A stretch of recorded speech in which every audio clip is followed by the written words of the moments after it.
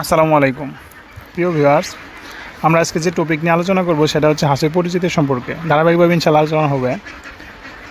তো বাংলাদেশের প্রেক্ষাপটে 3 ধরনের হাঁসি বেশি লালন পালন করা হয়, যদিও হাঁসে অনেকগুলো হাঁসি রয়েছে বাংলাদেশের। একটা হচ্ছে দেশি জাতের, খাকি ক্যাম্বেল জাতের, জিন্ডিং জাতের, আর একটা হচ্ছে আপনার এই বেইজিং জাতের।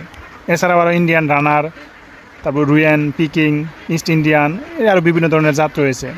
কিন্তু এগুলোর মধ্যে থেকে এই 3টা জাতি মূলত উল্লেখযোগ্য আর কি। আর এই 3টি জাতি অনেক ভালো একটা জাত। খাকি ক্যাম্বেল ডিমের জন্য বিখ্যাত, জিন্ডিং জাতটাও ডিমের জন্য বিখ্যাত, এবং মাংসের জন্য বেইজিং জাতটা সব থেকে বেশি বিখ্যাত আর কি। মাংসের জন্য অল্প দিনের মধ্যে খুব দ্রুত বড় হয়ে যায় বেইজিং জাতেরগুলা। এবং ডিম পাড়ার জন্য খাকি ক্যাম্বেল যদিও মাংসের জন্য বিক্রি করা যায় বা মাংসের জন্য লালন পালন করা যায়, জিন্ডিংও করা যায়, তবে খাকি ক্যাম্বেল জাতটা বাংলাদেশের প্রেক্ষাপটে খাকি ক্যাম্বেল এবং জিন্ডিং খুবই ভালো আমার মতে আর কি। মালয়েশিয়ান রুয়েন হাঁস এবং বন্য ইন্ডিয়ান হাঁসের সাথে সংকরায়ন করে এই খাকি ক্যাম্বেল জাতটা তৈরি করা হয়েছে।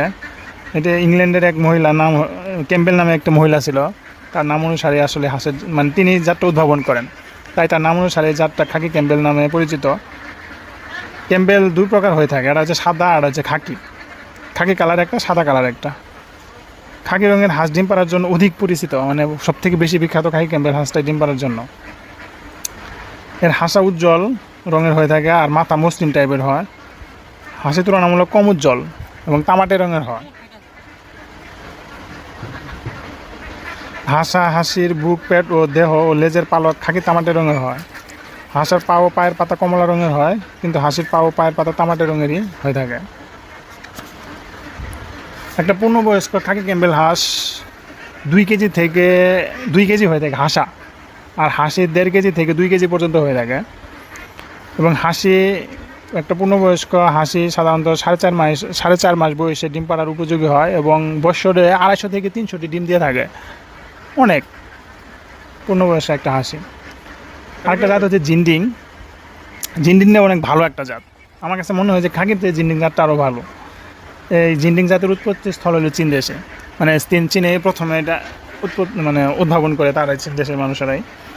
তারা দেখতে খাকি ক্যাম্বেল হাঁসের মতো হলেও গলা লম্বা এবং সরু, মানে সরু টাইপের। দেহ খাকি ক্যাম্বেল হাঁসের তুলনায় সরু।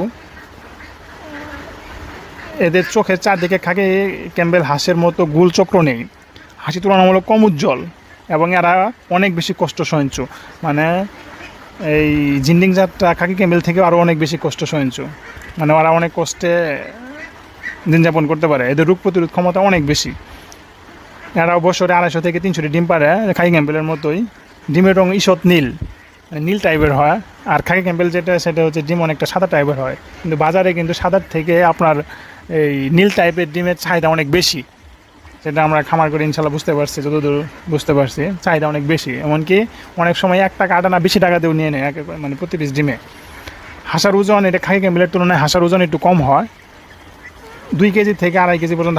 হাঁসার ওজন খাকি ক্যাম্বেলের মতোই হয়, কিন্তু হাসির ওজন কম হয়। হাঁসা 2 থেকে 2.5 কেজি পর্যন্ত হয়ে থাকে, আর হাসি 1 থেকে 1.5 কেজি পর্যন্ত হয়ে থাকে।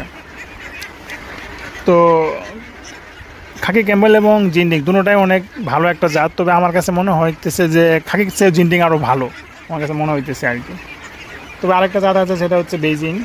বেইজিং এটা ডিমের জন্য না, এটা আপনার মাংসের জন্য বিখ্যাত।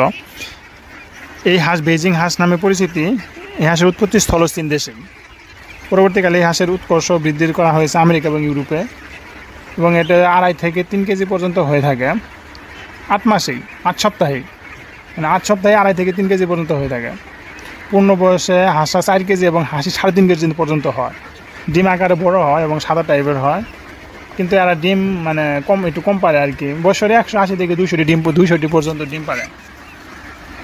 তো আমাদের দেশে যেহেতু এই 3টা হাঁস নিয়েই বেশি আলোচনা হয়, এই 3 হাঁসের সম্পর্কে পরিচিতি আপনাদেরকে দেওয়ার চেষ্টা করলাম ইনশাল্লাহ। তো পরবর্তী ভিডিও ইনশাল্লাহ অন্য একটা টপিক নিয়ে আলোচনা হবে, এভাবে ধারাবাহিক আলোচনা হবে ইনশাল্লাহ। সবাই সাথে থাকবেন। আসসালামু আলাইকুম।